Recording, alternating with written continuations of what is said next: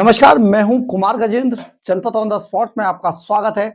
हमारे एक दूसरे social media platform podcast with Kumar Gajendra में भी आपका स्वागत है, जहां आप हमें सुन सकते हैं।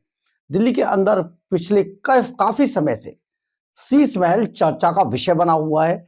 एक समय पर बहुत ही आम आदमी मफलर लपेटकर दिल्ली की सत्ता में आए अरविंद केजरीवाल ने जैसी कस्में खाई, वैसे उन्होंने अपना कोई काम नहीं किया, बल्कि अपने लिए सारे नियम कायदे कानूनों को ताक पर रखकर एक शीश महल खड़ा किया। और वो शीश महल भी तब खड़ा किया जब पूरी दुनिया, दिल्ली और पूरा भारत, पूरा देश कोरोना से जूझ रहा था। चुपके चुपके अरविंद केजरीवाल ने कोरोना की आड़ में अपने लिए 171 करोड़ रुपए का शीश महल खड़ा कर लिया, जैसा कि अजय माकन की शिकायत में कहा गया है। तो ये जो 171 करोड़ रुपए का शीश महल था, आज अरविंद केजरीवाल एंड कंपनी सत्ता से बेदखल हो चुके हैं। भारतीय जनता पार्टी ने दिल्ली की सत्ता पर कब्जा कर लिया है। ऐसे में सबके जहन में एक बड़ा सवाल यह उठता है कि शीश महल का क्या होगा। बहुत सारे कयास लगाए जा रहे थे। कोई कहता था म्यूजियम बना दीजिए, कोई कहता था कुछ बना दीजिए, कोई कहता था इसको खोल दीजिए सबके लिए, जनता इसके दर्शन कर ले कि उनका मुख्यमंत्री कैसे शीश महल में रहता था, 10 लाख के कबोर्ड पर कैसे बैठा करता था, कैसा वो कबोर्ड था। ये बहुत सारी चीजें चर्चा में है। लेकिन आज इन सभी चर्चाओं को विराम देते हुए जो भारतीय जनता पार्टी के लीडर ऑफ अपोजिशन थे, विजेंद्र गुप्ता, उन्होंने एलजी सक्सेना को एक खत लिख दिया। जी हां, इस खत में विजेंद्र गुप्ता ने मांग की है कि शीश महल पर बुलडोजर चला दिया जाए। और क्योंकि शीश महल सारे कायदे कानूनों को ताक पर रखकर बनाया गया है एक ऐसे सनकी राजा के लिए, जो ना तो राजा था लेकिन लाइफ वो राजा वाली जीता था। वो कहता था मैं दिल्ली का मालिक हूं। तो अब दिल्ली का कोई मालिक नहीं है, क्योंकि अब सेवक आ गए हैं दिल्ली में, और ये सेवक चाहते हैं कि किसी भी तरीके से यहां पर ये जो शीश महल बना है इसको मिट्टी में मिला दिया जाए, ताकि मिट्टी में मिलने के बाद शीश महल एक तरीके से खत्म हो जाएगा और जो दिल्ली का मालिक था उसकी एक एक निशानी को मिटा दिया जाएगा। यही बात सोचकर जो विजेंद्र गुप्ता ने एलजी सक्सेना को पत्र लिखा है।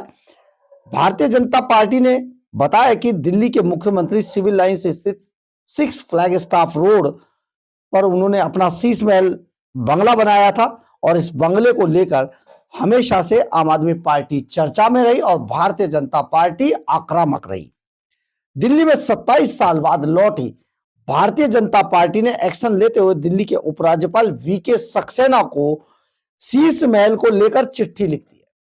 दिल्ली भाजपा के अध्यक्ष वीरेंद्र सचदेवा ने केजरीवाल के ही पड़ोस की 4 सरकारी संपत्तियों पर अवैध कब्जा करके इस आलीशान शीश महल को बनवाया था, और वीरेंद्र सचदेवा ने उपराज्यपाल वीके सक्सेना से इस विलय को कैंसिल करने की अपील की है। जो इन्होंने उन बंगलों पे कब्जा करके शीश महल में तब्दील किया था, उसके लिए कहा है।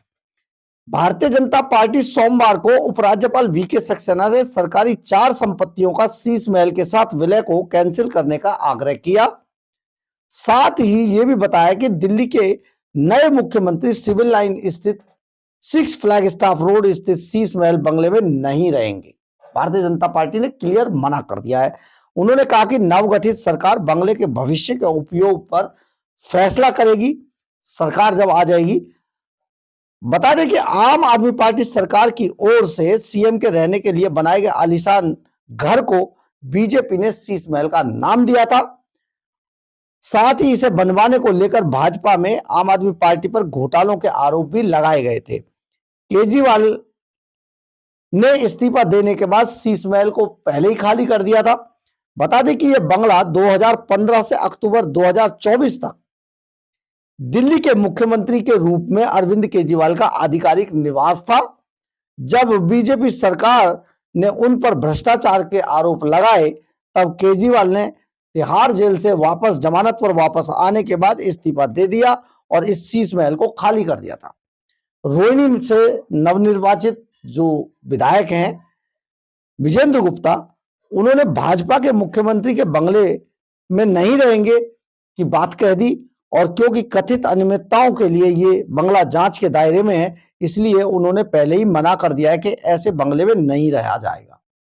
दिल्ली भाजपा के अध्यक्ष वीरेंद्र सचदेवा ने भी इस विलय की गई संपत्तियों में 45 और 47 राजपुर रोड पर 8 टाइप वी फ्लैट, 2 सरकारी बंगले 8A और 8B फ्लैग स्टाफ रोड शामिल हैं, जिन्हें 6 फ्लैग स्टाफ रोड बंगले के साथ मिला दिया गया है। वीरेंद्र सचदेवा ने कहा, मैं इन संपत्तियों को उनकी मूल स्वतंत्र स्थिति में बहाल करने और 6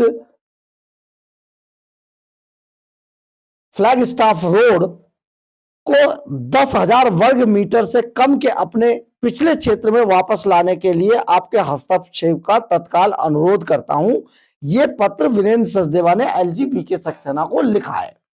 जबकि इन 4 बंगलों को मिलाकर इस पूरे बंगले की लागत 171 करोड़ रुपए थी और यह पूरा बंगला 50,000 गज में फैला हुआ था।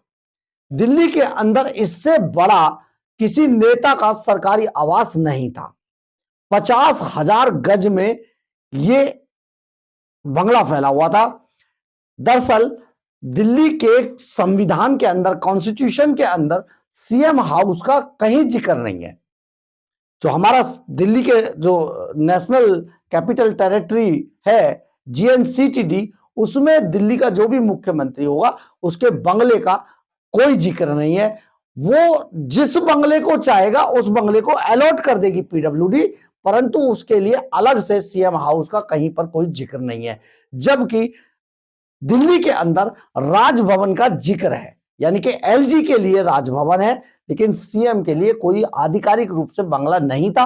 अरविंद केजरीवाल एंड कंपनी ने यह बात भी बहुत ही भ्रामक तरीके से पूरे दिल्ली के अंदर, पूरे देश और दुनिया के अंदर इस बात को भ्रम फैलाया गया है। तो ऐसे में जो बंगला बनाया गया था अब उसको तोड़ दिया जाएगा। बीजेपी ने उसके लिए चिट्ठी लिख दी LG को, लेकिन अभी क्योंकि ये इसमें बहुत सारे केस चल रहे हैं, बहुत सारी जांच चल रही है, तो एक तरीके से देखा जाए तो ये शीश महल एक तरीके से केस प्रॉपर्टी भी होगा। तो केस प्रॉपर्टी होने के नाते अभी इसको नहीं छेड़ा जाएगा, लेकिन जिस तरीके से ये संकेत दिए गए हैं कि कोई भी अगला जो मुख्यमंत्री भाजपा की तरफ से होगा वो शीश महल का इस्तेमाल नहीं करेगा, वो नहीं लेगा। और साथ ही जब केस फाइनल हो जाएगा तो इस बंगले को तोड़कर उसके मूल, जो पहले का मूल स्वरूप था, जो पहले जिस तरीके से यहां पर 4 बंगले थे, उन्हीं में तब्दील कर दिया जाएगा। ये एक बहुत बड़ी बात है और भारतीय जनता पार्टी ने इसको क्लियर कर दिया है कि शीश महल का इस्तेमाल कोई भी नेता नहीं करेगा। बहरहाल, अगर आपको हमारी खबर अच्छी लगे तो आप इसे लाइक, सब्सक्राइब और शेयर जरूर करें। कमेंट्स बॉक्स में अपनी राय जरूर लिखें, इससे हमें बहुत ऊर्जा मिलती है। जय हिंद, जय भारत।